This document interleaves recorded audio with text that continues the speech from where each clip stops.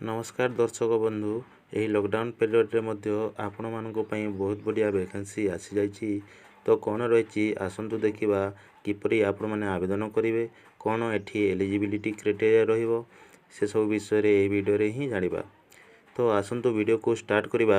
जदि एबे जाए ये वीडियो लाइक करना तेबे निश्चित भाव में ये वीडियो को लाइक करंतु एवं आपणको सांग मानक सहित शेयर करंतु। देखंतु फ्रेंड इटा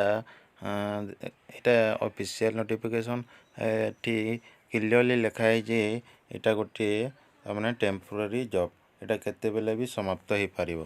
तो आपण से हिसाब रे भाभी चिंती की अप्लाई करंतु। देखंतु को पोस्ट केते कोन रहिछि एटी म आपनको क्लियरली जणाई दउछि। देखंतु एटी स्टाफ नर्स एटी पदवी रही 162टा पदवी रही 162टा पदवी। तार पर डे वेजेस है 388 टंका।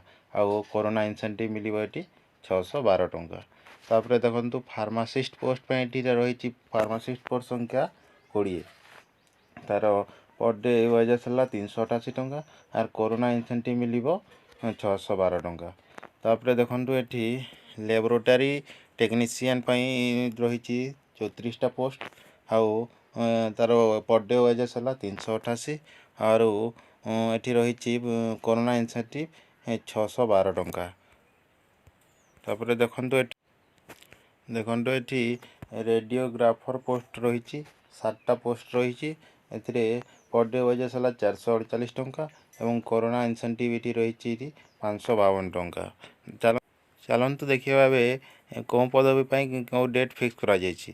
देखंतु एटी 4टी जाक पदवी सेम डेट फिक्स करा जाइछि एवं सेम टाइम फिक्स करा जाइछि। 3/4/2020 एवं 4/4/2020 सकाल 11टा रु 4टा पर्यंत यही पोस्ट गुड़ाक फिलअप इंटरव्यू रखा जाइछि। चलतु देखा क्यों पोस्ट कौन एलिजिबिलिटी क्राइटेरिया रही और सर्टिफिकेट सब कौन दरकार। तो देखंतु स्टाफ नर्स पे एटी रही सर्टिफिकेट डिप्लोमा नर्सिंग सर्टिफिकेट बा जीएनएम सर्टिफिकेट एटी रही।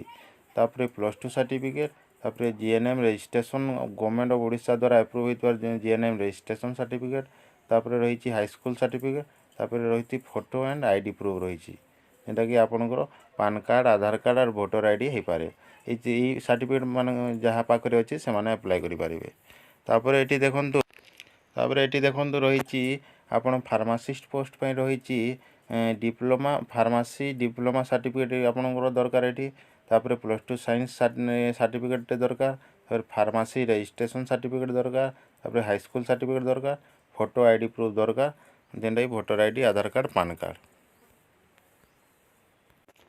तापर देखंतु एटी लैब टेक्नीशियन रही diploma in medical lab technology certificate दरकार। तापर देखंतु एटी रही +2 साइंस सर्टिफिकेट दरकार।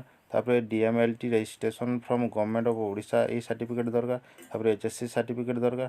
तापर फोटो आईडी प्रूफ दरकार। तापर देखंतु एटी रेडियोग्राफर रही eighty diploma in medical radio diagnosis technology यही सर्टिफिकेट दरकार आपको अप्लाई करने को हेले। तापर +2 सर्टिफिकेट दरकार साइंस सर्टिफिकेट। तापर डीएमआरटी रजिस्ट्रेशन सर्टिफिकेट दरकार।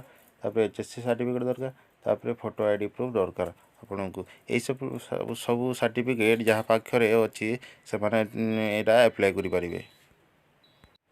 फ्रेंड से पोस्ट सब है फकीर मोहन मेडिकल कॉलेज बालेश्वर।